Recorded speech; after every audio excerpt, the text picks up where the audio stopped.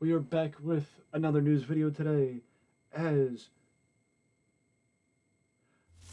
we got some minor news to talk about, or somewhat minor news to talk about. I don't know how much you value the idea of WrestleMania rumors or expectations for WrestleMania, one way or the other. But, of course, we got the rumor of Roman Reigns' WrestleMania plans, that rumor being The Rock, and now a little addition to the rumor, a little wrinkle to the rumor, that Cody Rhodes is being rumored to be Roman's replacement or backup plan or secondary match, because there are still rumors that Roman could be wrestling both nights at WrestleMania, but also there are rumors that if The Rock is unable to compete at WrestleMania, then WWE will go with Cody Rhodes as Roman's opponent for WrestleMania, which is something that a lot of fans want to see, especially if it means Cody being the one uh, especially if it means Cody is the one to dethrone Roman at WrestleMania and become one half or one of the WWE champions.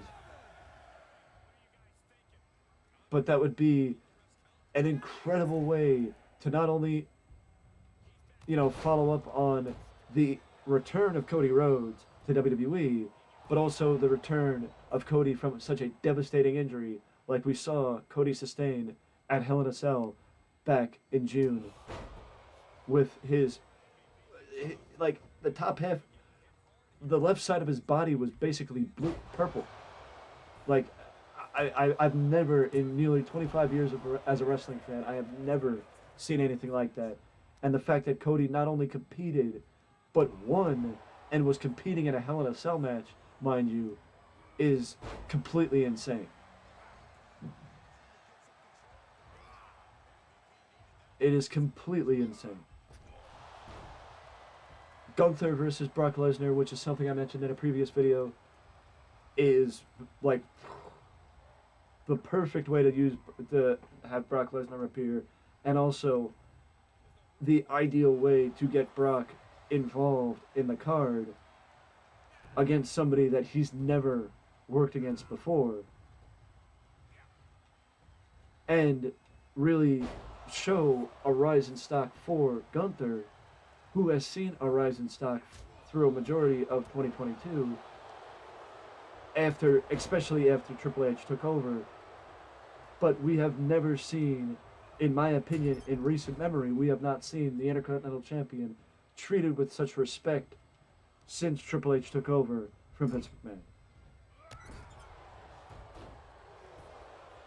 So that would be an interesting way of doing things. And also, Bianca Belair has gone on record to say that she wants to defeat every member of the Four Horsewomen, which the only one left is Charlotte Flair.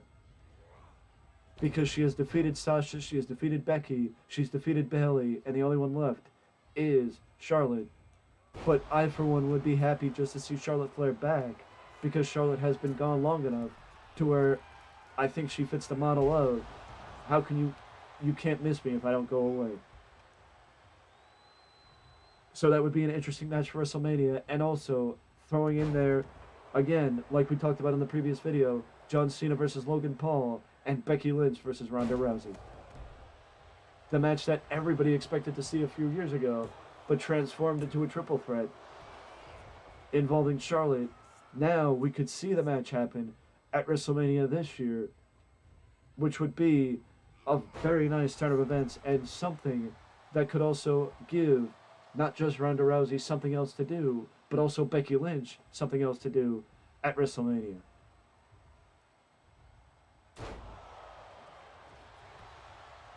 Something that we have seen pop up on Nikki Cross's social media now, which is interesting, is something leading to rumors of the possible return of Nikki Cross's former stable, Sanity, which also adds fuel to the fire somewhat of former WWE superstar and former TNA Impact Wrestling World Champion Eric Young returning to the company, as Eric Young was recently finished up with Impact Wrestling, and I think, in my opinion, was always looked at in a different way by Triple H than he was by Vince McMahon. So the idea of him coming back under Triple H's WWE would not be something unfamiliar. But my question is it that many members of do the entire faction need to come back, or does the entire faction need to come back?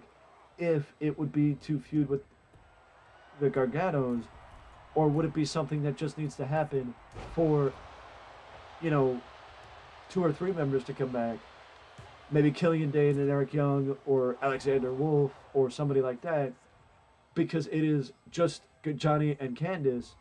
Because apparently, according to Nikki's social media, it would be something adding to the feud between her and Candice LeRae.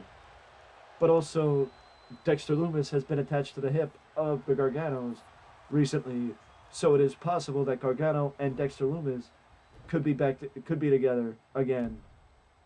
So with that being said, it could be something where you would need an extra member for Nikki Cross, to where it wouldn't just be Johnny and Candice. It would be Johnny, Candice, and Dexter against Nikki, Eric Young, and somebody else from the Sanity faction. So that is something we're going to have to keep an eye on, because it would be interesting to see Sanity get the main roster run that they should have gotten the first time around, but didn't for whatever reason.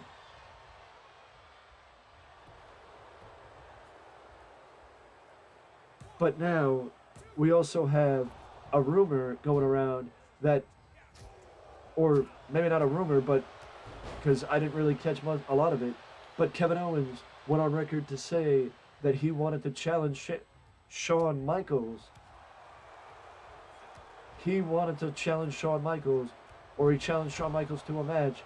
Now it is unclear if he challenged Shawn Michaels himself to a match, or if the person he challenged was that he wanted to have a match in NXT and go down to NXT for a match. So it is unclear what the expectations are in that situation. But what we do know is, one way or the other, we may be seeing Kevin Owens appear in NXT, or maybe next year at WrestleMania, instead of Kevin Owens against Steve Austin, it'll be Kevin Owens against Shawn Michaels. Either way, that would be something I would love to see, because KO did a wonderful job with Steve Austin at WrestleMania last year, so him having a match with Shawn Michaels would be another addition to what has been a fantastic career for Kevin Owens as a go-to. But also, I would love to see KO go down to NXT. So either way, whatever this might be, either way, I would love to see it one way or the other. Because the one thing I would love to, but one thing's for certain, I would love to see Kevin Owens either versus Shawn Michaels or go down to NXT, one way or the other. Whatever this is going to lead to, I would love to see it, and I'm a fan of it. Make it happen. But of course, we can't go through a news video without returning to one of our favorites, and that is the fact that earlier today, in Japan, Carl Anderson defeated Hikuleo to retain the IWGP Never Openweight Championship. And that means that Carl Anderson will return to New Japan on January the 4th to defend the Never Openweight Championship against Tama Tonga. And I think if there was any way to get the former Bullet Club member, or I guess you could call him a former Bullet Club member because he's a part of WWE now, that if there's any way to see somebody like Carl Anderson out of New Japan, it would be to have him fight the long-standing new Bullet Club member, or former Bullet Club member, Tama Tonga.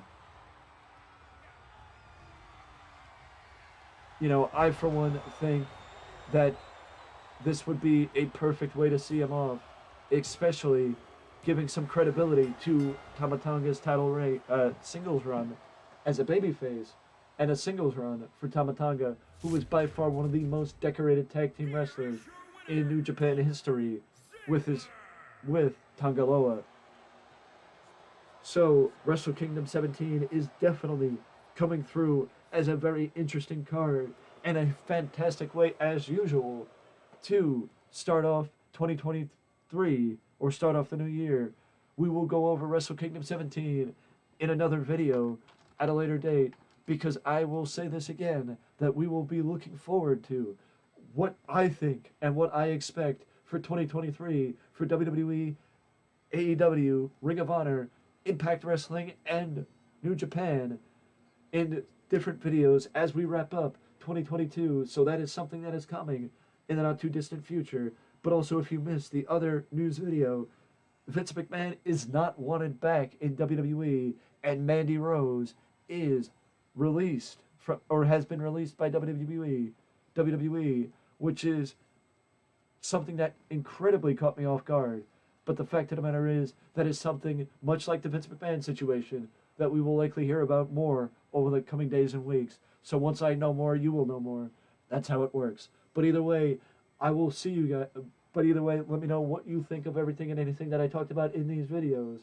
And if you are enjoying this type of content, you can let me know that by interacting with the video, by leaving a like, leaving a comment, or dropping a subscription, or doing all three, because any and all interactions with these videos do help and are very much appreciated. We are at 284 subs, so the road to 300 as we draw closer to the end of 2022 is becoming more and more of a legitimate possibility. And I want to say thank you, because the amount of subs, the amount of traction and momentum we are getting on this platform is insane, and way above, well above the expectation I could have ever had for YouTube. And it makes me wish I would have taken YouTube a bit more serious a little bit sooner. So with that being said, if you want to keep up with the road to 300, or if you want to keep up with the content, then hit that notification bell right next to the subscription box to always know when a new video is up on the channel. And I will see you all in the next one.